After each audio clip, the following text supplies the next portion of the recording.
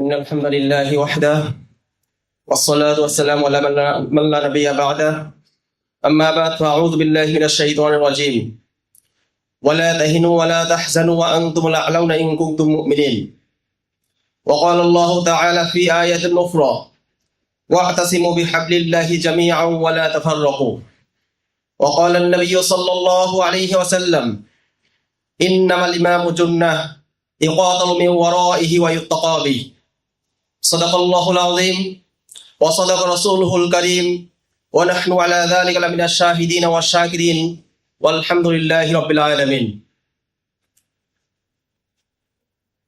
আপনারা সবাই ভালো আছেন তো? আল্লাহ তাআলা আমাদের সবাইকে এবং উম্মতে মুসলিমাকে ভালো রাখুন। আজ বর্তমান সময় 2025 সাল, একবিংশ শতাব্দী চলছে। বর্তমান সময়ে মুসলিম উম্মাহের গভীর সংকট কাল অতিক্রম করছে। একদিকে রয়েছে আধ্যাত্মিক অবক্ষয়, অন্যদিকে রয়েছে রাজনৈতিক, অর্থনৈতিক এবং মানসিক দাসত্বের গ্রাস আমাদেরকে করে করে খাচ্ছে। পুরা পৃথিবীতে মুসলিম উম্মাহ আজকে এমন কিছু ক্রাইসিস এবং সংকটের মধ্যে নিবদ্ধ হয়েছে যা গত ১৫০০ বছর ইতিহাসে এমন ক্রাইসিস, এমন সংকট কখনো আসেনি। আপনি যদি ইতিহাস পড়ে দেখেন, মুসলমানদের উপর বিভিন্ন সময় বিভিন্ন সংকট এসেছে।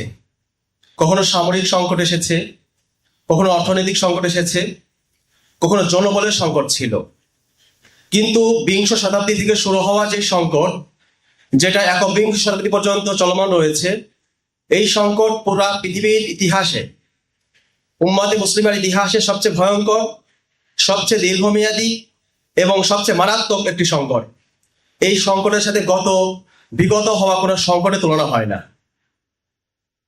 পূর্বের ইতিহাসে সবচেয়ে বড় সংকট একটি ছিল, আপনারা জানেন অনেকেই, তাতারি ফিতনা। চেঙ্গিস খান থেকে শুরু হওয়া যে ফিতনা, হালাকু খানের মাধ্যম দিয়ে পুরা মুসলিম উম্মার উপর এক তুফান বয়ে গিয়েছিল। উম্মার ইতিহাস, ঐতিহ্য, শান সৈকত এবং তাদের যত ধরনের অর্জন ছিল সবগুলোকে তারা ধূলিসাৎ করে বাগদাদের সেই ফোরাত এবং টাইগ্রিস নদীকে তারা লাল করে দিয়েছিল এবং কলমের কালিতে সেগুলো কালো হয়ে গিয়েছিল। এটা ছিল মুসলিম উম্মার জন্য একটি ভয়ঙ্কর একটি সংকট। কিন্তু আমি বলছি, আজকের যুগের সংকট সে তাতারি ফিতনার চাইতেও কয়েক গুণ বেশি মারাত্মক সংকট। তার কারণটা আমরা গভীরভাবে বোঝার চেষ্টা করব। আমরা খুব গভীরভাবে ঠান্ডা মাথায় আমরা কথাগুলো বোঝার চেষ্টা করবো, খুব কথা সংক্ষেপে বলার চেষ্টা করব, যাতে কথাগুলো আমাদের বুঝে আসে। ব্যাপারগুলো আমাদের আবেগের কারণে, জজবায় এবং উত্তেজিত না হয়ে খুব গভীরভাবে বিষয়গুলো ভাবা উচিত, যে সংকটগুলো কেন আসছে এবং সংকটগুলো থেকে আমরা আমাদের মুসলিম উম্মাহ কিভাবে এখান থেকে আমরা উদ্ধার পাবো, কিভাবে সংকট থেকে উত্তরণ ঘটবে। এই ব্যাপারগুলো নিয়ে আমি অনেক চিন্তা করেছি। আসলে সংকট নিয়ে অনেক বক্তব্য আছে, অনেক লেখালেখি আছে, নানা রকম বক্তব্য আছে। কিন্তু মৌলিকভাবে আপনি যদি শাখাগত বিষয়গুলো বাদ দেন, শাখাগত হিসাব ধরলে আপনার সংকটের ব্যাপারগুলো প্রায় শতাধিক পার হয়ে যায়। কিন্তু মৌলিকভাবে আপনি যদি মূল জায়গায় হাত দেন, তাহলে সংকটের মূলে আছে 5টি জিনিস। আমি আজকে সংক্ষিপ্ত বক্তব্যে 5টি জিনিস নিয়ে আমি ইনশাআল্লাহ আলোকপাত করার চেষ্টা করব, ইনশাআল্লাহুল আজিজ। প্রথম সংকট হচ্ছে ঈমান এবং আকীদার সংকট। ঈমান এবং আকীদার সংকট কথাটি অত্যন্ত সহজ সরল এবং অত্যন্ত আমাদের কাছে পরিচিত শব্দ, কিন্তু এটার গভীরে রয়েছে কিছু মর্ম কথা, এটা গভীরে রয়েছে কিছু গুঁড়ো কথা, যে কথাগুলো আজকে আমাদের বুঝতে হবে। ঈমান আকীদার সংকট বলতে কি বোঝায়? ঈমান আকীদার সংকট বলতে এটা নয় যে মুসলিম উম্মাহ আমাদের আমল থেকে সরে গিয়েছি, আমরা আজ নামাজ পড়ি না, আজ আমরা রোজা রাখি না, আজ আমরা ইসলামী বিধিবিধান মেনে চলতে পারি না। এইটা কিন্তু ঈমানের মূল সংকট নয়। এমন অনেক সাহাবী ছিলেন, যে সকল সাহাবী তারা ফরজ ইবাদত ছাড়া অন্য কোনো ইবাদত করেননি। এমন অনেক সাহাবী ছিলেন যারা জীবনে কোনো আমল করার সুযোগ পাননি, শুধুমাত্র দ্বীন এবং ইসলাম গ্রহণ করে তারা শহীদ হয়ে গিয়েছেন। এমন অনেক সাহাবী ছিলেন যারা তাহাজ্জুদ পড়তেন না, যারা ইশরাক পড়তেন না, যারা আওয়াবিন পড়তেন না, যারা মাসে 3 দিন রোজা রাখতেন না, কিন্তু তারা জান্নাতে প্রথম প্রবেশকারী হবেন। এই জন্য ব্যাপারটা বুঝতে হবে যে আমাদের ইসলাম এবং ইমান এবং আকীদার যে সংকট, এই সংকটের জায়গাটা কোথায়? এই সংকটে আমি দুইটা জায়গা বলবো। একটি জায়গা হচ্ছে ইমানের জায়গা, আর একটি হল ইমানের সাথে সাংঘর্ষিক কিছু জায়গা। ইমানের জায়গা থেকে যে জায়গা, সেটা হচ্ছে কালিমাতুত তাওহীদের অর্থ, কালিমাতুত তাওহীদের দাবি, কালিমাতুত তাওহীদের দাওয়াত আমাদের কাছে যথাযথভাবে পৌঁছানো হয়নি। কালিমাতুত তাওহীদ যেটা আল্লাহ তাআলা সকল নবীকে, সকল রাসূলকে সাল্লাল্লাহু আলাইহি আজমাইন তাদেরকে যেই বার্তা দিয়ে, তাদেরকে যে দাওয়া দিয়ে উম্মার কাছে প্রেরণ করেছিলেন, সেই দাওয়া, সেই বার্তা আমাদের কাছে যথাযথ পৌঁছাচ্ছে না। এটা হলো একটা আমাদের মুসলিম উম্মার সংকটের মূল কারণ। সে দাওয়াটা কি ছিল? আল্লাহ তাআলা ইরশাদ করেছেন, আউযু বিল্লাহি মিনাশ শাইতানির রাজিম, ওয়া লাকাদ বাআথনা ফি কুল্লি উম্মাতিন রাসূলান আন ইয়াবুদুল্লাহা ওয়া ইয়াজতানিবুত তাগুত। আমি প্রত্যেক জাতির কাছে রসুল প্রেরণ করেছি দুইটা বার্তা দিয়ে, আনি আবুদুল্লাহ, আল্লাহ তাআলা ইবাদত করবে, ওয়াজতানিবুত তাগুত, এবং তাগুতকে বর্জন করবে। তো দুইটা কথা, এই দুইটা কথার মধ্যেই রয়েছে দুটো অ্যাটম বোম। এই দুইটা কথার মধ্যে রয়েছে এমন দুটা বার্তা, যেই দুইটা বার্তাকে পুরা পৃথিবীর যারা আল্লাহ বিরোধী, যারা আল্লাহকে মানে না, যারা আল্লাহকে অস্বীকার করে, তাদের জন্য এই দুটো হচ্ছে অ্যাটম বোমের মতো শক্তি ব্যবহার করে। কিন্তু এই কথা, এই দাওয়া যেটা আমরা কালিমাতুত তাওহীদ লা ইলাহা ইল্লাল্লাহ এই কালিমার মাধ্যমে আমরা প্রকাশ করি, এই কালিমা আজকের পৃথিবীতে কোনো কাফের অন্তরে কম্পন সৃষ্টি করতে পারে না। এই কালিমা কোনো তাগুতকে তার অন্তরের মধ্যে ভীতি তৈরি করতে পারে না। এই কালিমা বর্তমান পৃথিবীকে, আমাদের মুসলমানদের রাজত্ব, ক্ষমতা এবং কর্তৃত্ব প্রকাশ করতে পারে না। তো এই কালিমার শক্তি কোথায় গেল? এই কালিমার শক্তি কি হারিয়ে গিয়েছে? বাস্তবতা হলো, এই কালিমার যদি আপনি সঠিক ব্যাখ্যা, এই কালিমার যদি সঠিক বার্তা আপনি কি না পৌঁছান, তাহলে এই কালিমার শক্তি কখনো প্রকাশ পাবে না। এই কালিমা আপনি ইসরায়েলে পড়তে পারবেন, এই কালিমা আপনি আমেরিকাতে পড়তে পারবেন, এই কালিমা আপনি লন্ডন, মস্কো সব জায়গাতে পড়তে পারবেন। এই কালিমাকে কেউ বাধা দিবে না। কিন্তু মুহাম্মদ রাসূলুল্লাহ সাল্লাল্লাহু আলাইহি সাল্লাম, যিনি ছিলেন মক্কার সবচেয়ে প্রিয় ব্যক্তিত্ব, যিনি আল আমিন ছিলেন, সবার বিশ্বস্ত ছিলেন, তিনি যখন পাহাড়ের পাদদেশে দাঁড়িয়ে এই কালিমা পাঠ করেছিলেন, তখন মক্কার সকল লোক তার বিরুদ্ধে কেন দাঁড়িয়ে গেল? এখানে অবশ্যই এই কালিমার অর্থ, এই কালিমার ব্যাখ্যা, এই কালিমার কথার মধ্যে এমন কিছু পার্থক্য রয়েছে, যেই কালিমা মুহাম্মদ রাসূলুল্লাহ সাল্লাল্লাহু আলাইহি সাল্লাম বলার সময় যেই পাওয়ার ছিল, যেই ব্যাখ্যা ছিল, যেই বার্তা ছিল, সেটা আমাদের সেই কথার মধ্যে সেই পাওয়ার, সেই বার্তা, সেই মেসেজটা নেই। যার কারণে আমরা কালিমা বলছি, আমরা কালিমা পাঠ করছি, আমরা কালিমা পাঠের মাধ্যমে মুসলমান হচ্ছি, কিন্তু এই কালিমার পাওয়ার অনুভব করছি না। এই কালিমা দ্বারাই তো সাহাবায়ে কেরাম নগ্ন পায়ে, খালি মাথায়, তারা এক পোশাকে, তারা একটা তলোয়ার নিয়ে ওই যুগের পরাশক্তি দুইটাকে পরাজিত করেছিলেন। ওই যুগের যারা পরাশক্তি ছিল, রোম এবং পারস্য, সেই দুই জাতিকে মাত্র 10 থেকে 15 বছরের মধ্যে দুইটা জাতিকে একবার নিঃশেষ করে দিয়েছে, ধূলিসাৎ করে দিয়েছিলেন। এই কালিমা পাওয়াটা বুঝতে হবে। এই কালিমা পাওয়াটা আমরা ভুলে গিয়েছি। খুব সংক্ষেপে বলি, যেহেতু কথাগুলো অনেক লম্বা। সংক্ষেপে কালিমার দুইটা বার্তা রয়েছে, একটি হচ্ছে লা ইলাহা, আর একটি হলো ইল্লাল্লাহ।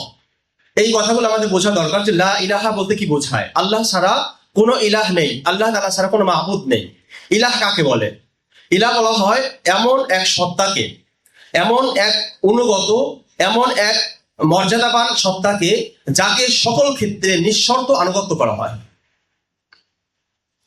তো নিঃশর্ত আনুগত্য করা হয় যেই সত্তা, যার কথা মানার জন্য, যার আদেশ শোনার জন্য কোনো কিছুর প্রয়োজন হয় না, কোনো কিছু জানার দরকার হয়, কোনো শর্তের দরকার হয় না।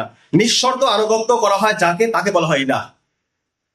বলুন, পৃথিবীতে আল্লাহ তাআলা ছাড়া নিঃশর্ত আনুগত্য করা যাবে এমন কোনো সত্তা আছে? কিন্তু এই কথা আমরা বলি, কিন্তু বাস্তবে আমরা এই বিশ্বাসটা আমরা ধারণ করতে পারি না।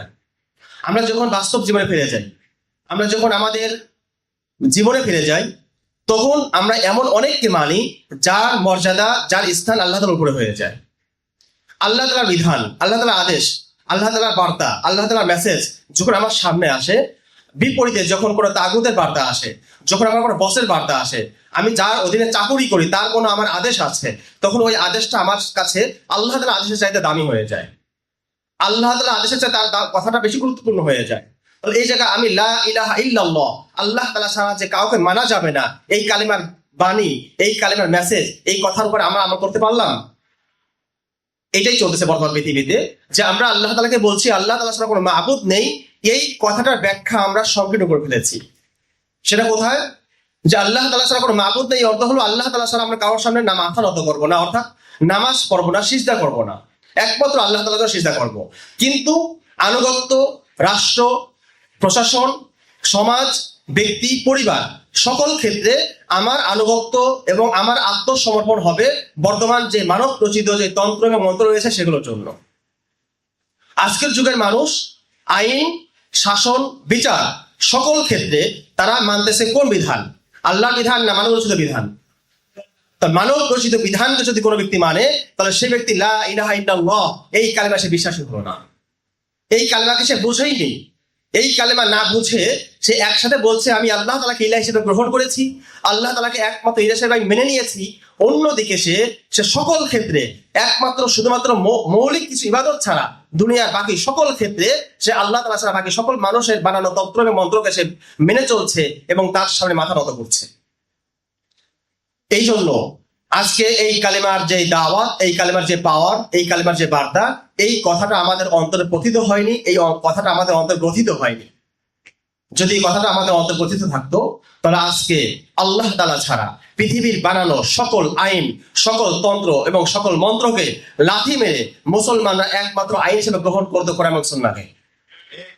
এবং কোরআন এবং সুন্নাহকে যদি আজকের যুগে মুসলমানরা আজকের যুগেও বর্তমান যে তাদের যেই পরিমাণ আসবাব উপকরণ রয়েছে এইগুলো সহকারে যদি আজকের দিনে 2025 সালে আজকে আগস্টের 28 তারিখে এখন যদি মুসলমান সবাই বলে যে আমরা লা ইলাহা ইল্লাল্লাহ এই কালেমার প্রকৃত অর্থের উপর আমরা ঈমান আনলাম এবং আজকে আল্লাহ তাআলার বিধান ছাড়া, কোরআনের আইন ছাড়া বাকি মানুষের বানানোর সকল তন্ত্র মন্ত্রকে বর্জন করলাম, আমি ঘোষণা দিচ্ছি আগামীকাল মুসলমানরা পুরোপুরি বিজয় হয়ে যাবে।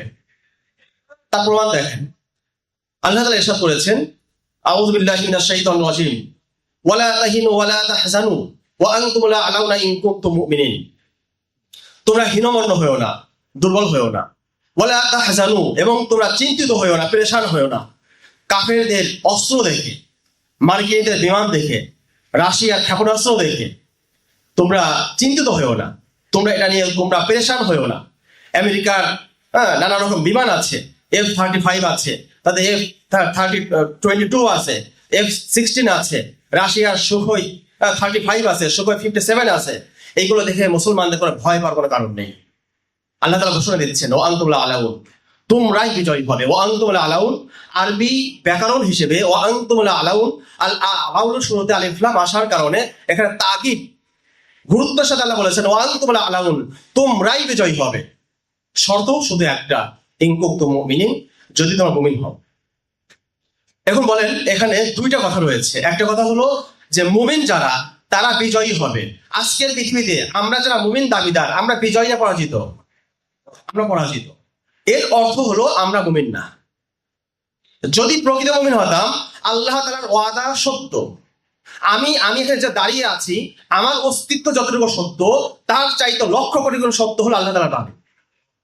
সুতরাং আল্লাহ তাআলা বলছেন তোমরাই বিজয়ী হবে, তোমরাই উঁচু হবে যদি তোমরা মুমিন হয়ে থাকো। তা আজকে পুরা পৃথিবীতে আদমশুমারিতে মুমিনদের সংখ্যা কত? প্রায় 2 বিলিয়ন। 2 বিলিয়নের অর্থ বোঝেন? 200 কোটি। প্রায় 200 কোটি মুসলমান যদি একটা নারায়ে তাকবীর দেয়, পুরা পৃথিবীতে হোয়াইট হাউস থাকবে? থাকবে না, ভেঙে পড়বে। 2 বিলিয়ন লাগবে না। আপনি যদি 2 কোটি মুসলমান এক জায়গায় সমবেত হয়, এক জায়গায় জমায়েত হয়, এই জমায়েত যথেষ্ট কাফেরদেরকে ধ্বংস করার জন্য, কাফেরদেরকে পরাজিত করার জন্য। বদরে কতজন ছিল? 313 জন। মুদার যুদ্ধে কতজন ছিল? 3000। বিপরীতে কাফের কত ছিল? প্রায় 2 লক্ষ। এত বিশাল ব্যবধান, এত অসম ব্যবধান থাকা সত্ত্বেও আল্লাহ তাআলা মুসলমানদের কখনো লাঞ্ছিত করেননি, কখনো পরাজিত করেননি। কিন্তু আজকের যুগে 200 কোটি মুসলমান, 2 বিলিয়ন মুসলমান, আজকের যুগে পৃথিবীতে 7 থেকে 8 বিলিয়ন মানুষের মধ্যে প্রায় 1/4 বেশি, 1/4 বেশি মানুষ মুমিন দাবিদার হওয়া সত্ত্বেও আমরা বিজয়ী হচ্ছি না। এই কথার অর্থ কি আল্লাহর কোরআন মিথ্যা, নাকি আমরা মুমিন দাবিদার মিথ্যা? আমরা মুমিন দাবি এই কথাতে আমরা মিথ্যাবাদী, আমরা প্রকৃত অর্থে মুমিন হতে পারিনি। যদি প্রকৃত অর্থে মুমিন হতাম তাহলে অবশ্যই আজকে আমরা বিজয়ী হতাম। আজকে আমাদের হাতে মুসলমানদের কর্তৃত্ব থাকতো, আজকে মুসলমানদের হাতে নেতৃত্ব থাকতো, আজকে মুসলমানদের হাতে পুরা পৃথিবীর শাসন ক্ষমতা থাকতো। এই জন্য আমাদের প্রথম পয়েন্ট, ঈমান আমাদের নেই, বা ঈমান থাকলেও নিভু যেই ইমানের দ্বারা আমি নিজে মুক্তি পাবো কিনা, আমি নিজে চলতে পারবো কিনা সন্দিহান আমরা। এই ইমান দ্বারা পুরা পৃথিবী এবং পুরা উম্মাকে মুক্তি দেওয়া, পুরা পৃথিবীকে জাগ্রত করা, পুরা পৃথিবীতে বিজয়ী হওয়া সহজ হবে না। এই জন্য আমাদের প্রথম পয়েন্ট, ইমানকে ঠিক করুন। ইমান ঠিক করার জন্য দুইটা কথা বলছি।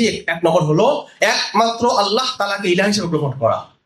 একমাত্র ইলাহ হিসেবে গ্রহণ করার অর্থ কি শুধু নামাজ আল্লাহ তাআলার জন্য পড়া, নাকি সকল ক্ষেত্রে আল্লাহ তাআলাকে মান্য করা এবং সকল ক্ষেত্রে আল্লাহ তাআলা বিধানের সামনে আত্মসমর্পণ করা? সকল ক্ষেত্রে। এই কথা মনে রাখতে হবে। আমি একটি কথা বলে রাখি, দিন এবং ধর্ম দুইটা ভিন্ন জিনিস। এই কথা আমাদের মুসলিম ভাইদের মধ্যে অনেকের মধ্যে এই বিভ্রান্তি রয়েছে। দিন এর তর্জমা অনেকে ধর্ম করে থাকে। দিন আর ধর্ম কিন্তু এক জিনিস নয়। দিন এমন একটা আরবি শব্দ যে শব্দগুলো বাংলা নেই। কিছু শব্দ আরবিতে আছে যে শব্দগুলো কোনো বাংলা হয় না, যে শব্দগুলো বাংলায় তর্জমা দিয়ে আপনি আরবির মর্ম, আরবির গভীরতা এটা কখন বোঝাতে পারবেন না। তো দিন আরবিতে এমন একটা শব্দ যে শব্দের ব্যাখ্যা করতে পৃথিবীর কোনো ভাষা অক্ষম, কোনো ভাষা দিনের ব্যাখ্যা করতে পারবে না। সহজে যদি বোঝাতে চাই আমি, দিন বলতে এক কথা যদি বোঝাতে চাই আমি, এক কথা বলতে পারেন দিন অর্থ হলো একটি পরিপূর্ণ জীবন ব্যবস্থা। আর ধর্ম কাকে বলে?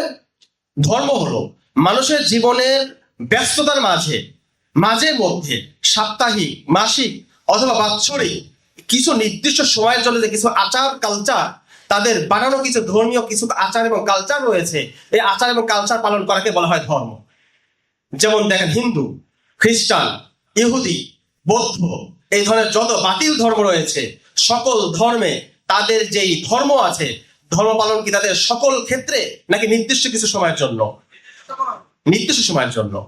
কিন্তু আল্লাহ তাআলা আমাদের যে দিন দিয়েছেন, এই দিন কি নির্দিষ্ট সময়ের জন্য নাকি সারা জীবন সর্বক্ষেত্রে? সুতরাং আমাদের ইসলামকে ধর্ম হিসেবে যদি আমরা গ্রহণ করি তাহলে আমরা ভুল করব। তাহলে আমাদের এই দিন আমাদেরকে মুক্তি দিতে পারবে না। আমাদের দিনকে গ্রহণ করতে হবে কি হিসেবে? পরিপূর্ণ জীবন ব্যবস্থা হিসাবে। যেই দিন হলো আমাদের জন্য পরিপূর্ণ জীবন ব্যবস্থা। আমাদের ব্যক্তি জীবন থেকে শুরু করে পারিবারিক জীবন, আমাদের সামাজিক জীবন, রাষ্ট্রীয় জীবন এবং আন্তর্জাতিক ক্ষেত্র, সকল জায়গায় এই দিন, এই ইসলাম আমাদের জন্য একমাত্র গাইড, একমাত্র আমাদের পথ নির্দেশিকা। এই বিশ্বাস যদি মুসলমানরা লালন করে, এই বিশ্বাস যদি মুমিনরা ধারণ করে, তাহলে তাদের ইমানের ধাপে, ইমানের সিঁড়িতে তারা এক ধাপ এগিয়ে যাবে। 2 নম্বর পয়েন্ট, তাগুতকে বর্জন করা, যেটা হলো সবচেয়ে কঠিন কাজ এবং যেটা হলো বর্তমান সময়ে ভুলে যাওয়া একটি আকীদা। অথচ আম্বিয়ায়ে কেরাম আলাইহিমুস সালাতু ওয়াস সালাম তারা তাদের জাতির কাছে শত্রু হয়েছিলেন। আম্বিয়ায়ে কেরাম তারা তাদের জাতির কাছে শত্রু হয়েছিলেন কিনা? শত্রু হয়েছিলেন কিনা বলেন তো? আল্লাহ তাআলার ইবাদত দাওয়াত দেওয়ার জন্য নাকি তাগুত বর্জনের জন্য? তাগুত বর্জনের জন্য। আল্লাহ তাআলা ইবাদত দাওয়াত দিলে আপনাকে কেউ খারাপ বলবে না। আপনি যারা তাবলীগ করেন, আমরা এক সময় তাবলীগ করছি, তাবলীগের কিছু ভালোবাসার দিক আছে। তাবলীগের মধ্যে যেই বার্তাগুলো দেওয়া হয়, সেই বার্তাগুলো দেওয়া হয় কি বার্তা বলেন তো? পজিটিভ বার্তা, যে ভাই আসেন, আল্লাহর দিকে আসেন, ভালো কাজের দিকে আসেন, নামাজের দিকে আসেন, জান্নাতের দিকে আসেন, এই বার্তাটুকু দেওয়া হয়। এই বার্তায় কি কেউ নাখোশ হয়? এই বার্তাটুকু ইসরায়েলের সরকার পর্যন্ত অনুমতি দেয়। আপনারা দেখেছেন ইসরায়েল সৈন্যবাহিনীর মধ্যে মুসলিম নামধারী, আমি মুসলিম বলছি না, মুসলিম নামধারী কিছু সৈন্য আছে যারা অভিযানে যাওয়ার সময় তারা গাড়িতে বসে নামাজ পড়ে। দেখেছেন কিনা? এরা মুসলিম না, মুসলিম নামধারী। এ মনে করছে মুসলিম, সে মনে করছে আমি নামাজ পড়ছি মানে আমি মুসলিম হয়ে গিয়েছি। সে কাফেরদের মধ্যে থেকে মুসলমানদের বিরুদ্ধে অস্ত্র পরিচালনা করছে, সে নিজেকে মুসলিম দাবি করছে। তো তাগুত বর্জন, ইসরায়েল স্পষ্ট তাগুত, সে তাগুত বর্জন করেনি। তাগুত যদি আপনি বর্জন না করেন তাহলে আপনার ইসলাম পরিপূর্ণ হবে না, আপনার ঈমান পরিপূর্ণ হবে না। এই দিন, এই ইসলাম আল্লাহ তাআলা আপনার থেকে গ্রহণ করবেন না। এই জন্য তাগুত বর্জন এটা হলো সবচেয়ে কঠিন কাজ, যেই কারণে বিভিন্ন সময় মানুষ লা ইলাহা ইল্লাল্লাহর মধ্যে যে আল্লাহর ইবাদত করা, আল্লাহ তাআলাকে একমাত্র রব হিসাবে গ্রহণ করা, এই কথাটুকু তো অনেকে দাওয়াতে বলে, কিন্তু তাগুতকে বর্জন করা এই কথাটা অনেকে এড়িয়ে যায়। হিকমতের নামে অনেকেই বলে যে এই কথাটা বলা যাবে না, বললে সমস্যা হবে। তো হিকমত কতদিন চলে বলেন তো? গত 100 বছর ধরে মুসলিম খেলাফা, উসমানী খেলাফা সর্বশেষ খেলাফা ছিল 1924 সালের 3রা মার্চ, যেদিন কামাল আতাতুর্কের মাধ্যমে মুসলিম খেলাফাকে বিলুপ্ত ঘোষণা করা হয়। এবং পুরা পৃথিবীর উম্মাহকে এতিম করে দেওয়া হয়। সেদিন থেকে আজকে 2025 সালে আজকে 28শে আগস্ট পর্যন্ত আজকে 101 বছর হতে চললো। আজ পর্যন্ত এই হেকমার সীমানা, এই হেকমার মেয়াদ এখনো যদি শেষ না হয়, তাহলে এই হেকমার মেয়াদ কিয়ামত পর্যন্ত শেষ হবে না। আপনার হেকমা করতে থাকবেন, আর দাওয়াত গুলো কবরস্থ হতে থাকবে, আর মুসলমানরা তাদের ঈমান এবং তাদের ইসলামকে বিসর্জন দিয়ে তারা অপদস্থ, লাঞ্ছনা এবং দাসত্বের জীবন যাপন করতে বাধ্য হবে। মুসলমানদের মুক্তি দিতে চান, কিন্তু আল্লাহর কালিমা, ইসলামের দাওয়া, কালিমায় তাওহীদের কথাকে আপনি সুউচ্চ করতে চান না, আপনি এই দাওয়াকে মানুষের কাছে পৌঁছাতে চান না, আপনি দাওয়া পৌঁছাতে ভয় পান, তাহলে আপনি ইসলামে বিজয়ী সৈন্য হওয়ার জন্য যে দাবি করেন, এই দাবিতে আপনি মিথ্যাবাদী, এই দাবিতে আপনি মুনাফিক, এই দাবিতে আপনি গাদ্দার। এইরকম দাবিদার বর্তমান পৃথিবীতে আছে কিনা? মুসলমানদের মধ্যে অনেকে মনে করে যে আমরা মুসলমানদের হারানো ঐতিহ্য, আমাদের মুসলমানদের হারানো যে সম্মান ফিরিয়ে নিয়ে আসবো। কিন্তু কিভাবে? ওয়াশিংটনকে খুশি করে। আমরা মুসলমানদের হারানো গৌরব ফিরে নিয়ে আসবো দিল্লির সাথে আঘাত করে। আমরা মুসলমানদেরকে আবার বিজয়ী করব লন্ডনের সাথে বৈঠক করে। এটা সম্ভব? কোশ্চেন কালে সম্ভব না। আপনি সিরাত করুন, সিরাতের মধ্যে রাসূলুল্লাহ সাল্লাল্লাহু আলাইহি ওয়াসাল্লামকে সমঝোতার আহ্বান জানানো হয়েছিল কিনা? মক্কার কাফেরদের পক্ষ থেকে কতগুলো চুক্তি আসছিল, কতগুলো তার কাছে প্রলোভন দেওয়া হয়েছিল। এমন কোন প্রলোভন ছিল না যেই প্রলোভন নবী করিম সাল্লাল্লাহু আলাইহি ওয়াসাল্লামের কাছে পেশ করা হয়নি। তার কি দরকার? তার সুন্দর মেয়ে দরকার, তার রাজত্ব দরকার, তার অর্থ দরকার, তার নেতৃত্ব দরকার। সবকিছু মক্কাবাসী দিতে চেয়েছিল কিনা? তিনি গ্রহণ করেছিলেন? তারা শুধু একটা দাবি করেছিল যে আপনি ইবাদত করেন, আমার আপত্তি নেই, শুধুমাত্র আপনি আমাদের মূর্তির সমালোচনা করবেন না। আপনি আমাদের লাত, উজ্জা, হুবাল, এই আমাদের যে মূর্তি, আমাদের যেই আমরা যাদের উপাসনা করি, এই উপাসনাগুলো শুধু সমালোচনা করবেন না, এগুলো নিন্দা করবেন না। তাহলে আমার কিছু বলবো না, এমনকি আপনাকে আমরা অনেক অনেক কিছু আপনার সুবিধা দিয়ে দেব। আল্লাহ তাআলা বলেছেন, অদ্দু লাউ তুদহিনু ফায়ুদহিনুন। অদ্দু, তারা চায়, কাফেররা তো এটাই কামনা করে। লাউ তুদহিনু, হ্যাঁ, যদি আপনিও কি হতেন, তাদের জন্য একটু নমনীয় হতেন, যদি একটু সহজ হতেন। ফায়ুদহিনুন, তাহলে তারাও আপনার প্রতি, আপনার সঙ্গীদের প্রতি তারা সহনীয় হতো, নমনীয় হতো। রাসূলুল্লাহ সাল্লাল্লাহু আলাইহি ওয়াসাল্লাম সাহাবায়ে কেরামের প্রতি মহব্বত কম ছিল না বেশি ছিল? বেলাল রাদিয়াল্লাহু তাআলা আনহুকে যখন বালুর মধ্যে চেপে রেখে তাকে যখন কষ্ট দেওয়া হচ্ছিল, তাকে নির্যাতন করা হচ্ছিল, রাসূলুল্লাহ সাল্লাল্লাহু আলাইহি ওয়াসাল্লাম কষ্ট পাননি? রাসূলুল্লাহ সাল্লাল্লাহু আলাইহি ওয়াসাল্লাম এই উম্মাহকে বাঁচানোর জন্য তিনি কোন কাফেরদের সাথে সন্ধি করেছিলেন? তাদের সাথে আপোষ এসেছিলেন? কোনো আপোষ করেননি। এই কথা মনে রাখতে হবে, ইমানের সাথে কোনো আপোষ নেই। ইমান এবং দ্বীনের সাথে কোনো আপোষ করার কোনো সুযোগ নেই। আপনি যদি ইমান এবং ইসলামের সাথে আপোষ করেন, তাহলে আপনার দ্বীন এবং ইমান ঠিক থাকবে না। আজকের যুগে অনেক মানুষ এই মুসলমানদেরকে বাঁচানোর কথা বলে, মুসলমানদের উদ্ধার করার কথা বলে, তারা দ্বীন এবং ইমানের সাথে আপোষ করে যাচ্ছে। যে আলোচনা আমি ইনশাআল্লাহ কিছু পরে করব ইনশাআল্লাহ। তো আমি যে কালিমাতুত তাওহীদের কথা বলছিলাম, যে দুইটা পার্ট আমাদের মাথায় রাখতে হবে। এক নম্বর হচ্ছে আল্লাহ তাআলা ছাড়া অন্য কারোর সামনে ইবাদতের অর্থ হলো আত্মসমর্পণ। এই কথা মাথায় রাখবো আমরা। ইবাদতের মানে শুধুমাত্র সিজদা দেওয়া না, ইবাদতের মানে শুধু রোজা রাখা না, ইবাদতের মানে শুধু হজ করা নয়, ইবাদতের মানে শুধু মাঝে মাঝে যাকাত এবং যাকাতের শাড়ি দেওয়া নয়, ইবাদতের মানে মাঝে মধ্যে ওমরা করে মাথা ঘুরনা দেওয়া নয়। ইবাদতের অর্থ অনেক ব্যাপক। ইবাদত বলতে বোঝানো হয় যেই সত্তার সকল কথা আপনি নিঃশর্ত ভাবে মানতে পারেন, ওই ব্যক্তি এই মান্যতাকে, ওই ব্যক্তির জন্য আপনার এই আত্মসমর্পণকে বলা হয় ইবাদত। আর যার সামনে এই আত্মসমর্পণ, যার জন্য আপনার এই মান্যতা, ওই সত্তাকে বলা হয় মাবুদ। এই সংজ্ঞা অনুযায়ী আজকের যুগে আল্লাহ তাআলাকে পরিপূর্ণভাবে মাবুদ হিসাবে গ্রহণ করার সংখ্যা 2 বিলিয়ন হবে নাকি 200 জন বা 2000 বা 2 লক্ষ হবে? হাতে গোনা অল্প কিছু হবে, 2 বিলিয়ন হবে না। এই জন্য আল্লাহ তাআলাকে যদি পরিপূর্ণ মাবুদ হিসেবে গ্রহণ করতে হয়, তাহলে আমাদের ব্যক্তি জীবন থেকে শুরু করে রাষ্ট্র জীবন এবং আন্তর্জাতিক অঙ্গন প্রতিটা জায়গায় আল্লাহ তাআলার বিধান, আল্লাহ তাআলার আইনকে একমাত্র সঠিক, একমাত্র মাধ্যম, একমাত্র গ্রহণযোগ্য দিন হিসেবে মেনে চলতে হবে এবং এটা বিশ্বাস করতে হবে। আর 2 নম্বর কাজ কি? তাগুত বর্জন করা। তাগুত বর্জন করা ছাড়া ঈমান কখনো পরিপূর্ণ হবে না। এটা কোরআনের মধ্যে অসংখ্য আয়াতের মধ্যে আল্লাহ তাআলা তাগুত বর্জনের কথা বলেছেন। যেমন সূরা বাকারার মধ্যে অন্য একটা আয়াতের মধ্যে আল্লাহ তাআলা ইরশাদ করেছেন, আউযু বিল্লাহি মিনাশ শাইতানির রাজীম, ফামান ইয়াকফুর বিত-তাগুত ওয়া ইউমিন বিল্লাহ ফাকাদ ইসতামসাকা বিল উরওয়াতিল উসতা। সুতরাং যে ব্যক্তি তাগুতকে অস্বীকার করবে এবং আল্লাহর প্রতি ঈমান আনবে, সে ব্যক্তি শক্ত রশি, শক্ত হাতলকে সে আঁকড়ে ধরল। সত্য শাহাদাতের নাম কি? ইসলাম। ইসলামকে আঁকড়ে ধরার জন্য আল্লাহ তাআলা শর্ত দিয়েছেন কয়টা? দুইটা শর্ত দিয়েছেন। প্রথম শর্ত কিন্তু তাগুতকে বর্জন করা। প্রথম শর্ত কিন্তু ঈমান আনা না। আল্লাহ তাআলা প্রথমে বলেছেন ফামান ইয়াকফুর বিত তাগুত, যে তাগুতকে অস্বীকার করবে, তাগুতকে বর্জন করবে, ওয়া ইউমিন বিল্লাহ, এবং আল্লাহর প্রতি ঈমান আনবে, ওই ব্যক্তিকে বলা হচ্ছে ফাকাদ ইসতামসাকা বিল উকওয়াতিল উসকা, তাহলে সেই ব্যক্তি শক্ত মজবুত হাতলকে সে আঁকড়ে ধরতে পারবে। সুতরাং তাগুতকে বর্জন করা যদি কোন মুমিন দাবি করে, তাহলে সে মুমিন দাবিদারের ক্ষেত্রে মিথ্যাবাদী। এই কথা, এই দাওয়াত যদি মুসলিম উম্মার কাছে পৌঁছানো হয়, আর মুসলিম উম্মাহ যদি এই দাওয়াত গ্রহণ করে, যদি এই কালিমার এই অর্থ বিশ্বাস করে, তাহলে তারা পরিপূর্ণ মুমিন হবে এবং তারা বিজয়ের দিকে এক ধাপ এগিয়ে যাবে ইনশাআল্লাহ। ঈমানের সংকটের ক্ষেত্রে আমি দুইটা কথা বলেছিলাম। একটা কথা হলো ঈমানের সাথে সম্পৃক্ত ঈমানের বিষয়, বিতর্কিত বিষয়। আরেকটা হলো ঈমানের সাথে সাংঘর্ষিক কিছু বিষয় আছে, যে বিষয়গুলো বর্জন না করলে, যে বিষয়গুলো প্রত্যাখ্যান না করলে, যে বিষয়গুলো থেকে বিরত না থাকলে আপনার ঈমান ক্ষতিগ্রস্ত হবে, আপনার ঈমান নষ্ট হয়ে যাবে। সেটার নাম কি? সেটার নাম হচ্ছে আধুনিক জাহেলিয়াত এবং রিদ্দাহ। আজকের যুগে মুরতাদ হওয়ার জন্য আল্লাহ তাআলাকে অস্বীকার করা দরকার হয় না। আল্লাহ তাআলাকে অস্বীকার করতে মুরতাদ হয়েছে এদের সংখ্যা কতজন?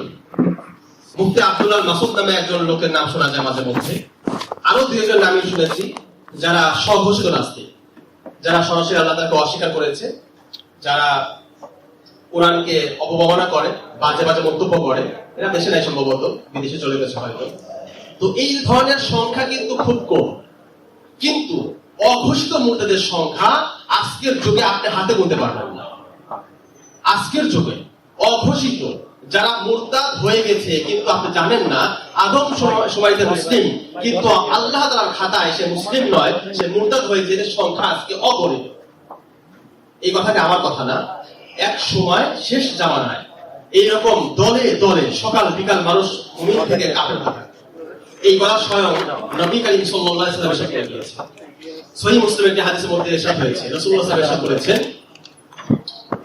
ফাতিরু ফিতানান কাতিতা আইলাইল মুসলিম ইসবিহু রাজুলু ফিহি মুমিনান ওয়া ইউমসি কাফিরান ওয়া ইউমসি মুমিনান ওয়া ইসবিহু কাফিরান ইয়াবিউ দীনাহু বিআরাদ মিনাদ দুনিয়া। তোমরা তুমি অন্ধকারাচ্ছন্ন রাত আসার পূর্বেই তোমরা আমলের দিকে ধাবিত হও, তোমরা আমল ঈমানকে পরিশুদ্ধ করে নাও, কেননা এমন এক সময় আসতে যাচ্ছে ইউসবিহু রাজুলু ফিহি মুমিনান, যখন মানুষ সকালে মুমিন থাকবে, ওয়া ইউমসি কাফিরান, বিকালে কাফের হয়ে যাবে। ওয়া ইউমসি মুমিনান, বিকেলে মুমিন থাকবে, ওয়া ইউসবিহু কাফিরান, সকাল হতে না হতেই কাফের হয়ে যাবে। সকাল বিকাল মুমিন থেকে কাফের হওয়ার যে পাল্লা, যেই ধারাবাহিকতা, যেই ফরজ চালু হবে, সেটা শুরু হয়ে গিয়েছে। এটা আপনারা বুঝতেছেন না। দাজ্জাল ফিতনা অলরেডি এসে গেছে। দাজ্জাল কিন্তু আসবে সবার শেষে। আপনি দাজ্জাল হাদিসগুলো যদি পড়ে থাকেন দেখবেন, দাজ্জাল বের হবে অত্যন্ত রাগান্বিত অবস্থায়। সে যখন দেখবে তার প্ল্যান, তার পরিকল্পনা ব্যর্থ হচ্ছে, তার পরিকল্পনা মাঝে মধ্যে কিছু প্রকৃত মুমিনরা আটকে দিচ্ছে, মাঝে মধ্যে তার প্ল্যান গুলো মাঝে মধ্যে বাধাগ্রস্ত হচ্ছে, এক পর্যায়ে সে রাগান্বিত হয়েছে বের হয়ে আসবে। দাজ্জালের ফিতনা অলরেডি শুরু হয়ে গিয়েছে। দাজ্জালের ফিতনার এইটা হলো একটা ধাপ, রিদ্দার পথ, মুরতাদ হয়ে যাওয়ার পথ মুসলমানদের সামনে অবারিতভাবে খুলে গিয়েছে। তসবির দানার ন্যায় রিদ্দার দরজাগুলো খুলে গিয়েছে। এখন আমাদের সামনে চতুর্দিকে রিদ্দার পথ খোলা। রিদ্দা হওয়া কি এত সহজ? খুব সহজ। আসলে আমরা সাহাবায়ে কেরাম রাদিয়াল্লাহু আনহুমের মতো ঈমানদার না, এজন্য আমরা মুরতাদ হওয়াটাকে খুব মনে করি খুব কঠিন কাজ। আপনি সাহাবায়ে কেরামের ইতিহাস দেখেন, আপনারা তো সিরাত পড়েছেন, সাহাবায়ে কেরামের ইতিহাস পড়েছেন। রাসূলুল্লাহ সাল্লাল্লাহু আলাইহি ওয়াসাল্লামের যখন ওফাত হয়, রাসূলুল্লাহ যখন দুনিয়া থেকে তিনি বিদায় গ্রহণ করেন, বিদায় গ্রহণ করার পর ওই সময় পুরা আরবের মধ্যে একটা ফিতনা হয়েছে। সেটার নাম কি কেউ বলতে পারবেন? রিদ্দা ফিতনা। রিদ্দা ফিতনা হচ্ছে মুরতাদ হয়ে যাওয়া ফিতনা। অর্থাৎ ওই সময় যারা নতুন মুসলমান ছিল, যারা কিছুটা সম্পদের লোভে হোক অথবা মুসলমানদের তাদের কর্তৃত্ব ক্ষমতা চলে আসার কারণে হোক, বিভিন্ন কারণে কিছু লোক মুসলমান হয়েছিল। এরা বেশিরভাগ ছিল বেদুইন। তো এরা যখন রাসূলের ওফাত হয়ে গেল, তখন তারা বলল এখন তো মুহাম্মদ নেই, সুতরাং এখন আমাদের ইসলাম মানা দরকার নেই। একদল লোক মুরতাদ হয়ে গেল। আরেক দল লোক তারা বলল যে না, আমরা মুসলমান হওয়া থেকে বের হব না, তবে আমরা যাকাত দিতে পারবো না। এটা আমাদের জন্য খুব কঠিন কাজ। সম্পদের লোভ মানুষের কিন্তু অনেক বেশি। ওয়া ইন্নাহু লিহুব্বিল খায়রি লাশাদীদ। মানুষ সম্পদের লোভ, সম্পদের ভালোবাসা এই ব্যাপারে অনেক কঠোর। তো যাকাতের ব্যাপারে একদল লোক বললো যে ইসলামের সবকিছু মানে কিন্তু যাকাত দেব না। তৃতীয় একদল লোক বললো যে যাকাত দেব, তবে আবু বকরকে দেব না। যাকাত দেব হলো রাসূলকে দিতাম, রাসূল যেহেতু নাই, সুতরাং যাকাত আমরা ব্যক্তিগতভাবে দিতে পারবো। তখন আবু বকর রাদিয়াল্লাহু তাআলা পুরো উম্মতের মধ্যে থেকে দাঁড়িয়ে গেলেন। তিনি বললেন যে এরা সব মুরতাদ, এদের বিরুদ্ধে যুদ্ধ করাটা ফরজ হয়ে গিয়েছে, আমি এদের বিরুদ্ধে যুদ্ধ ঘোষণা করলাম। সাহাবে কেরাম সবাই আবু বকরের বিরুদ্ধে, সকল সাহাবী। যাও আপনি কি বলেন? ওমর ইবনে খাত্তাব রাদিয়াল্লাহু তাআলা আনহু, যিনি কাফেরদের প্রতি সবচেয়ে কঠোর, তিনি বলে বসলেন যে আবু বকর আপনি কি বলছেন? অথচ রাসূলুল্লাহ সাল্লাল্লাহু আলাইহি ওয়াসাল্লাম একটি সহিহ হাদিস তিনি বলেন যে উমিরতু আন উকাতিলান নাস হাত্তা ইয়াশহাদু আল্লা ইলাহা ইল্লাল্লাহ। আমাকে আদেশ করা হয়েছে মানুষের বিরুদ্ধে যুদ্ধ করার জন্য যতক্ষণ না তারা এই সাক্ষ্য দেয় যে আল্লাহ তাআলা ছাড়া কোনো ইলাহ নেই এবং মুহাম্মদ সাল্লাল্লাহু আলাইহি ওয়াসাল্লাম রাসূল। তো এই সকল লোকেরা তো এই কালেমা পাঠ করেছে, তাহলে এই সকল লোকের বিরুদ্ধে আপনি কিভাবে যুদ্ধ ঘোষণা করলেন? কিন্তু আবু বকর রাদিয়াল্লাহু আনহু বললেন যে না, এরা নামাজ এবং যাকাতের মাঝে তারা পার্থক্য তৈরি করেছে। তারা নামাজকে ফরজ স্বীকার করে কিন্তু যাকাতকে ফরজ বলতেছে না। তারা যাকাত দেওয়া খলিফার কাছে দেওয়াটা ফরজ, তারা এই বিধানকে অস্বীকার করতেছে। ওয়াল্লাহি লা উকাতিলান্নাল্লাযীনা ইউফাররিকুনা বাইনা সলাতি ওয়াজ যাকাত। আল্লাহর কসম, আমি ওই সকল লোকদের বিরুদ্ধে যুদ্ধ ঘোষণা করছি যারা নামাজ এবং যাকাতের মাঝে পার্থক্য তৈরি করে, যারা নামাজকে ফরজ মনে করে কিন্তু যাকাতকে ফরজ মনে করে না, তাদের বিরুদ্ধে আমি যুদ্ধ ঘোষণা করছি। ওমর ইবনে খাত্তাব রাদিয়াল্লাহু তাআলা বললেন, ব্যাপারটা আমি বুঝতে থাকলাম, চেষ্টা করলাম। এক পর্যায়ে আল্লাহ তাআলা আমার সহিহ সদর করে দিলেন, আমার অন্তর প্রশস্ত হয়ে গেল এবং আমি বুঝতে পারলাম যে আবু বকর রাদিয়াল্লাহু তাআলা যেটা কথা বলেছেন সেটাই হলো হক কথা। এরপর সকল সাহাবা কেরাম আস্তে আস্তে বুঝে আসলো যে না, আবু বকর রাদিয়াল্লাহু তাআলা দ্বীনের পক্ষে যে দাঁড়িয়ে গিয়েছেন, তিনি যে দ্বীনের কোনো একটা বিধান কমতি হবে, কোন একটা বিধান অপূর্ণ থেকে যাবে, কোন একটা বিধানের উপর আঘাত আসবে, আর আবু বকর রাদিয়াল্লাহু বেঁচে থাকবেন, এই কথা আবু বকর রাদিয়াল্লাহু হতে দেন। আয়ান বছর ইসলাম ও আবু বকর হাই, ইসলাম অপূর্ণ হয়ে যাবে, ইসলামের একটা বিধানকে কেটে ফেলা হবে, আর আবু বকর বেঁচে থাকবে, এটা সম্ভব না। আবু বকর রাদিয়াল্লাহু তাআলা আমরা বলি আরহামু উম্মতি বি উম্মতি আবু বকর, আমরা খুব আমাদের প্রতিনিয়ত শুনি যে আবু বকর রাদিয়াল্লাহু তাআলা উম্মতের প্রতি সবচেয়ে রহমশীল ছিলেন, কিন্তু আপনারা জানেন না উনি ইসলামের দ্বীনের ব্যাপারে ওমর রাদিয়াল্লাহু তাআলার সাথে কঠোর ছিলেন বেশি। তার প্রমাণ হলো ওই দিন যদি আবু বকর না দাঁড়াতেন, একা এক সাহাবী, তিনি যদি ওই দিন এই মিথ্যার বিরুদ্ধে না দাঁড়াতেন, তাহলে ওই দিন যাকাত অস্বীকার করা হতো, এর পরবর্তীতে হজ অস্বীকার করা হতো, এবার সিয়াম অস্বীকার করা হতো, এরপর অল্প কিছুদিনের মধ্যে পুরো ইসলাম অস্বীকার করা হতো। আবু বকর রাদিয়াল্লাহু তাআলা জিদ্দকে বন্ধ করে দিয়েছিলেন। এখন বলেন আবু বকর রাদিয়াল্লাহু তাআলা একটা বিধান না মানার কারণে যে তাদের বিরুদ্ধে মুরতাদ হওয়ার ফতোয়া দিয়ে তাদের বিরুদ্ধে যুদ্ধ শুধু ঘোষণা দিয়ে ক্ষান্ত হননি, অনেক যুদ্ধ করেছেন।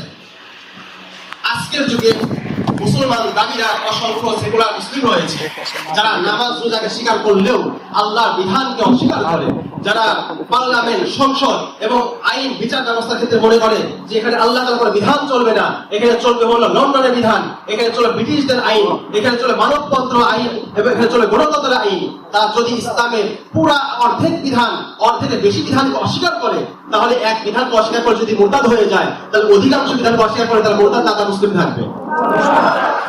এই কথাগুলো আজকে আমাদের সমাজে বলা হয়। আবু বকর রাদিয়াল্লাহু তাআলা কথা বলছিলেন, তখন তাকে কেউ খারিজ করে। আবু বকর রাদিয়াল্লাহু তাআলা কথা যখন দিয়েছিলেন, তাকে এই কথা তো বলেননি যে আপনি মুসলমানদেরকে কাফের করা বলছেন, আপনি মুসলমানদেরকে মুরতাদ করার অধিকার আপনাকে কেউ দেয়নি, এই কথা তো বলেন। তো শুধু যাকাত অস্বীকার করা, আবু বকর রাদিয়াল্লাহু তাআলা এই কথা বলেছিলেন যদি যাকাত না, যদি রাসূলুল্লাহ সাল্লাল্লাহু আলাইহি ওয়াসাল্লামের কাছে যেইভাবে তারা উট, গরু, ছাগলের যাকাত দিত রশি সহকারে, যদি তার রশি দিতে লাউ ইয়ামনাউনি আনিকালিন, যদি যেই রশিটা সহকারে যাকাতের পশু টেনে নিয়ে আসতো, এই রশি দিতে অস্বীকার করে, তবুও তাদের বিরুদ্ধে আমি যুদ্ধ করব। এটা ছিল আবু বকরের ঈমান। সুতরাং ইসলামের একটা বিধানের সামান্য অংশকে যদি অস্বীকার করার কারণে যদি না রিদ্দাত ফিতনা হয়ে থাকে, মুরতাদদের বিরুদ্ধে যুদ্ধ ঘোষণা হয়ে থাকে, আজকের যুগে এই ধরনের অসংখ্য মুসলমান দাবিদার রয়েছে, তারা ইসলামের অসংখ্য বিধানকে অস্বীকার করে, ইসলামের অসংখ্য বিধানকে বর্বর করে, ইসলামের অসংখ্য বিধানকে সেখানে মনে করে, ইসলামের অসংখ্য বিধানকে হাসি এবং ঠাট্টা মশকরা করে। তাহলে এদের অবস্থা কি হয়ে পড়ে? এবং আমরা মনে করি, আমাদের অনেক মুসলমানরা মনে করে যে শুধুমাত্র মসজিদ এবং মাদ্রাসা এবং আমাদের সিনেমার মধ্যে ইসলামী কথা বলা যাবে, কিন্তু রাষ্ট্র ব্যবস্থা ইসলামী কোনো কথা বলার অধিকার আমাদের দেওয়া হবে। এই কথা কোনো মুসলমান বলতে পারবে? এটা বলার কোনো অধিকার তাদেরকে দেওয়া হয়। সুতরাং যদি আপনি ইসলাম ঈমান যদি পরিপূর্ণ করতে চান, ইসলামকে বিশুদ্ধ করতে চান, তাহলে অবশ্যই আপনাকে আল্লাহর প্রতি ঈমান আনার পাশাপাশি তাগুতকে বর্জন করতে হবে। পাশাপাশি আজকের যুগে মানবতন্ত্র রচিত যতগুলো কুফরি তন্ত্র রয়েছে, গণতন্ত্র, সমাজতন্ত্র, জাতীয়তাবাদ, সেকুলারিজম, মডার্নিজম, ফেমিনিজম, এই ধরনের যতগুলো গোমরাহী এবং কুফরি মতবাদ রয়েছে, সকল মতবাদকে পরিপূর্ণভাবে বর্জন করে, কবরস্থ করে আমাদের অন্তরকে পরিষ্কার ও পরিচ্ছন্ন করতে হবে। যদি অন্তরকে পরিচ্ছন্ন করতে না পারেন, আপনি যতই কালিমা কথা বলেন, আপনি যতই 70,000 কালিমা কথা বলেন, আমাদের নানি দাদিরা আমার সঙ্গে কথা বলতো যে 70,000 কালিমা পাঠ করলে নাকি তাকে আর জাহান্নামে আগুন স্পর্শ করবে না। আপনি 70,000 কেন, আপনি 70 কোটি বার কালিমা পাঠ করলেও আপনার কোনো লাভ নেই। একবার কালিমা পাঠ করেন, শুধুমাত্র অন্তরকে বিশুদ্ধ করে, অন্তরকে বিশুদ্ধ করে একবার শুধু কালিমা পাঠ করেন, এই কালিমা আপনাকে জান্নাতে প্রথম জায়গায় নিয়ে যাবে। আর যদি আপনি অন্তর বিশুদ্ধ না করেন, এই সকল কুফরি তন্ত্র যদি বর্জন না করেন, এই সকল পচা আধুনিক জাহিলিয়াতকে যদি আপনি ত্যাগ না করতে পারেন, তাহলে আপনি এই কালিমা যতই পালন করেন না কেন, এই কালিমা আপনাকে আলো দিবে না, এই কালিমা আপনাকে মুক্তি দিবে না, এই কালিমা আপনাকে জান্নাত দিবে না। এটা হচ্ছে কালিমা ঈমানের সংকটের কথা বলছি। লম্বা কথা, আমার সময় পাশে সেদিকে চলে আসছে প্রায়। আমি খুব সংক্ষেপ শিরোনামগুলো বলে যাচ্ছি। 2 নম্বর সংকট। 2 নম্বর সংকট হচ্ছে ঐক্য সংকট। ঐক্য বলতে কাকে বোঝায়? ঐক্য বলতে এই কথা বোঝাচ্ছি না যে 200 কোটি মুসলমান আজকে একসাথে মিলিত হয়ে একটা ঐক্য ঘোষণা দিবে, এটা না। ঐক্যর ব্যাপারটা হচ্ছে ঈমানের ভিত্তিতে, ইসলামের ভিত্তিতে, দ্বীনের ভিত্তিতে মৌলিক বিষয়ে ঐক্যবদ্ধ হওয়া। সেই ব্যাপারে কাদের বিরুদ্ধে হবে? মুসলমানদের বিরুদ্ধে? কাদের বিরুদ্ধে? কাফেরদের বিরুদ্ধে। এই কথা মনে রাখতে হবে। আমাদের কমন এনিমি হলো কে? কুফার। কাফের হচ্ছে আমাদের প্রধান শত্রু। ইয়া আইয়ুহাল্লাযীনা আমানু লা তাকুলু ইয়াহুদা ওয়া নাসারা আউলিয়া, যে মুমিনরা তোমরা ইহুদি এবং নাসারাদেরকে তোমরা বন্ধু হিসেবে গ্রহণ করো না। তো ইহুদি নাসারা এটা হচ্ছে আমাদের কমন এনিমি, কমন শত্রু। সুতরাং আজকের যুগে মুসলমানদের মধ্যে যে সকল অনৈক্য রয়েছে, মাযহাবগত ইখতিলাফ রয়েছে, আছে কিনা? আমাদের দলীয় মতভেদ আছে কিনা? রাজনৈতিক মতভেদ আছে কিনা? যারা আমাদের আলেমরা, আমাদের যারা ইসলামপন্থী, যারা ইসলামী রাজনীতি দাবি করেন, তারা কিন্তু এই ইসলামী রাজনীতির দাবির মধ্যে থেকেও তারা প্রায় 22 থেকে 24টা ভাগে বিভক্ত। এরা কিভাবে ইসলামী বিজয় অর্জন করে? এমনি এদের সংখ্যা শতকরা 1% না। এদের মধ্যে আবার 22 থেকে 24টা ভাগ, এদের মধ্যে আবার কয়েকটা ভাগ আছে বিতর্কত ভাবে। এগুলো বিতর্কত অবস্থা তৈরি হয়। এইভাবে কখনো ইসলাম বিজয় সম্ভব না। ইসলাম বিজয়ের জন্য আপনাকে তাওহীদের দিকে আসতে হবে।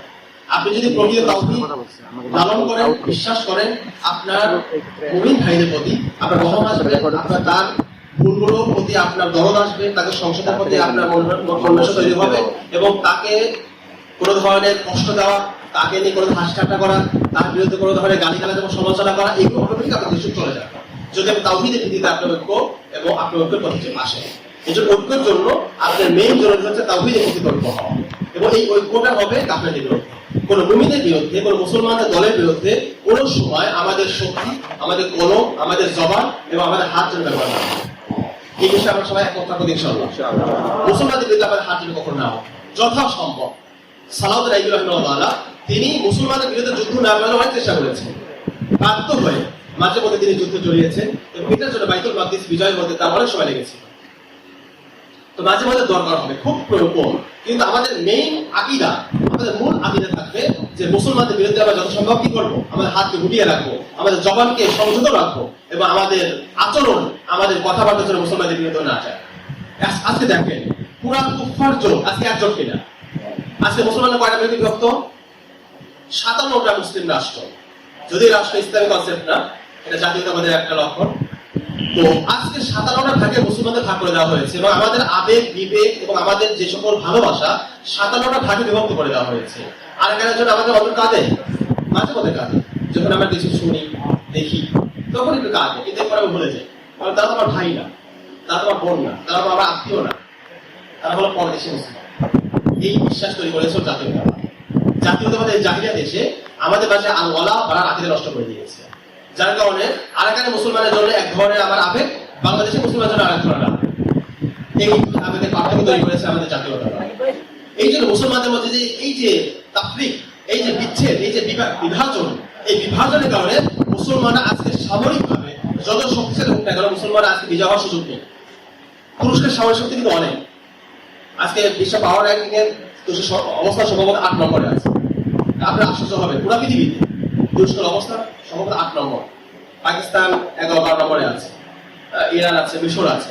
এরা অনেক পাওয়ারফুল, কিন্তু সম্ভব এরা জীবনেও বর্তমান পদ্ধতিতে, বর্তমান সিস্টেমে আমেরিকা তো দূরে থাক, এক গ্রিসের বিরুদ্ধে পারেনি।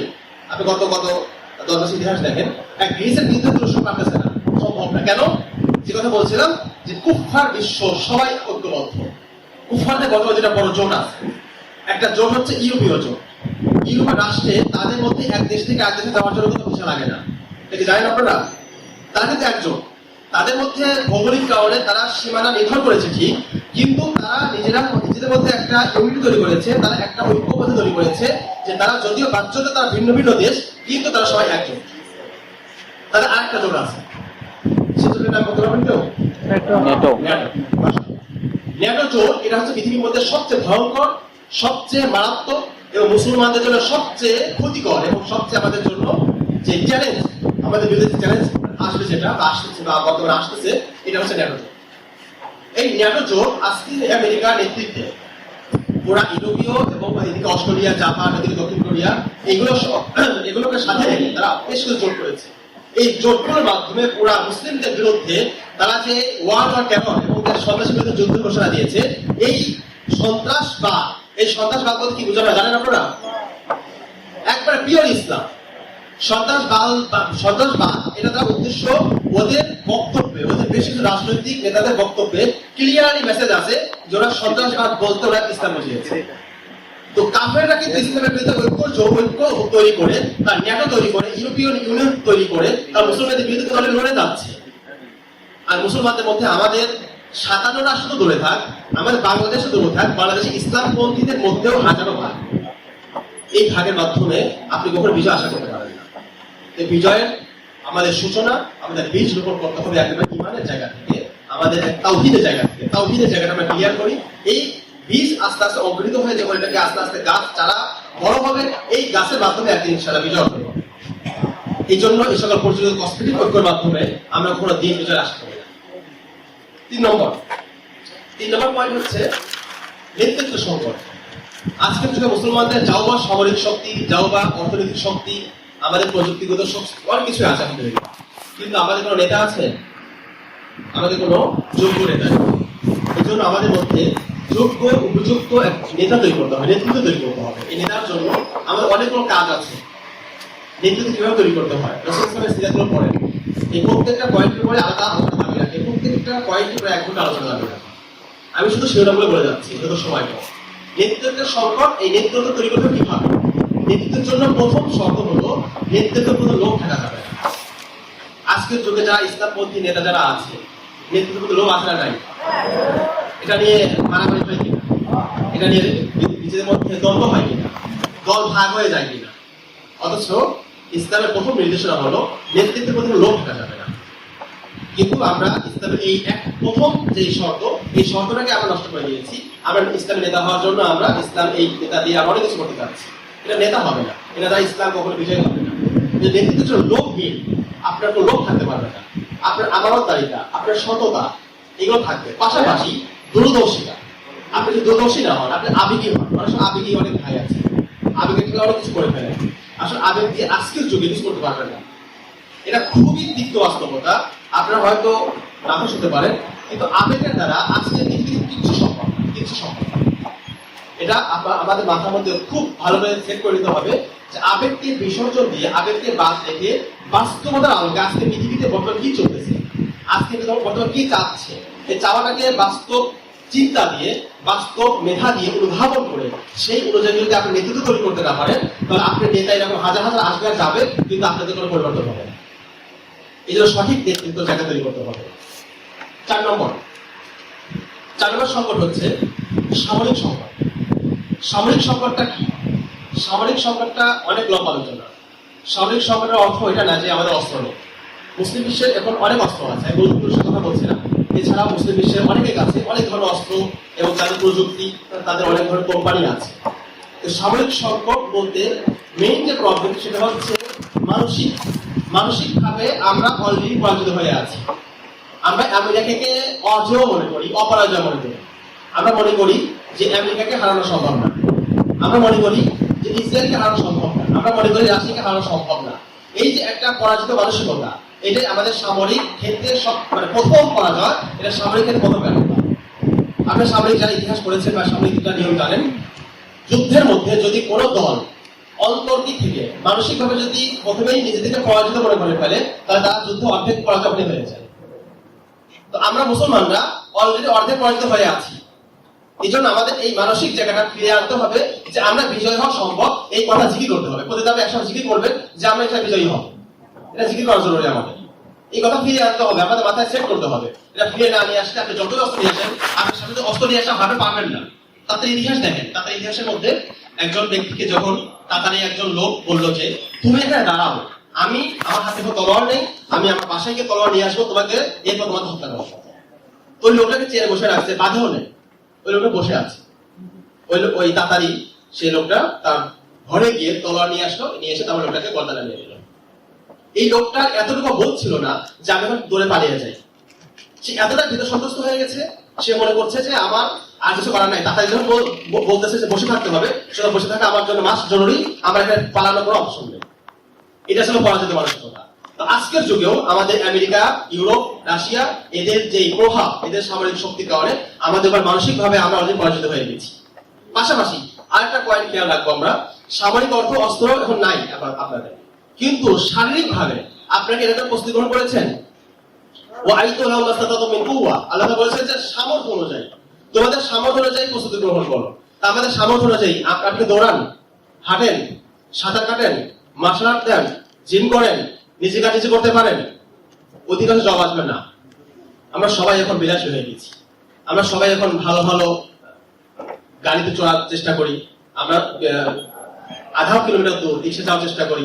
আমাদের 125 কিলোমিটার হাঁটছি আমরা মাদ্রাসা পড়াশোনাকালে, আর নিয়মিত হাঁটতাম প্রায় 4 থেকে 8 কিলোমিটার দূরে। কিন্তু আজকের যুগে এমন হয়ে গেছে যখন আমরা 200-300 মিটার তার রিক্সা যেতে হবে। এগুলো তো শরীর চর্চা, এগুলো তো আপনি করেন না। এই করাটা তো আপনার জন্য জরুরি। আপনার সামর্থ্য অনুযায়ী এতটুকু করলে আপনি জবাব দিতে পারতেন যে আল্লাহ, আমি এই আজাদ পরিশ্রমের সাথে প্রস্তুতি গ্রহণ করেছিলাম। এইগুলো অনেক বিষয় আছে এখানে। সামরিকভাবে আমরা মানসিকভাবে পিছিয়ে আছি, আমরা আমাদের শারীরিকভাবে যতটুকু সামর্থ্য সেই সক্ষমতা আমরা যথাযথভাবে পালন করতে পারতেছি না। বাস্তব সংকট, এলিমের সংকট এবং জ্ঞানের সংকট। আমরা কিন্তু আবেগী, আমরা অত্যন্ত আমরা ইদানিং ফ্যান্টাসিতে ভুগি। এগুলোতে বের হয়ে আসতে হবে। এলএম শিক্ষা অর্জন করে। এলএম ছাড়া আপনাকে যে কেউ ধোঁকা দিবে, আপনাকে বিভিন্ন দল ধোঁকা দিবে, কাফের ধোঁকা দিবে, আপনাকে বিভিন্ন যে সকল ভ্রান্ত দল আছে তারা ধোঁকা দিবে, আপনাকে যে কেউ আপনাকে টিস্যু হিসেবে ব্যবহার করবে। এই জন্য এলএম শিক্ষা, দুটা পদ আছে, একটা হচ্ছে দিনী এলএম, একটা দুনিয়াবি এলএম। যাদের সামর্থ্য আছে দিনী এলএমের শিক্ষা করেন। হর যে আইন কোর্স আছে আমাদের মাদ্রাসাগুলোতে আছে, নানা মাদ্রাসায় আছে, অনলাইন অফলাইন আছে। এলএমটা শিখেন, এলএম শিক্ষা ছাড়া বিকল্প নেই। সাহাবায়ে কেরাম কিন্তু এলএম শিক্ষার পথ কখনো বন্ধ রাখেননি। যুদ্ধ জিহাদ চলতেছে, এলএম শিক্ষা চালু আছে। বর্তমানে আফগান আছে, ওখানে কিন্তু যারা এখন বর্তমান প্রশাসনে আছেন, তারা কিন্তু জিহাদের ময়দানে তারা কিতাব নিয়ে যেতেন। এলএম শিক্ষাকে কখনো বাদ দিবেন না, এলএম শিক্ষা মৃত্যু পর্যন্ত থাকবে।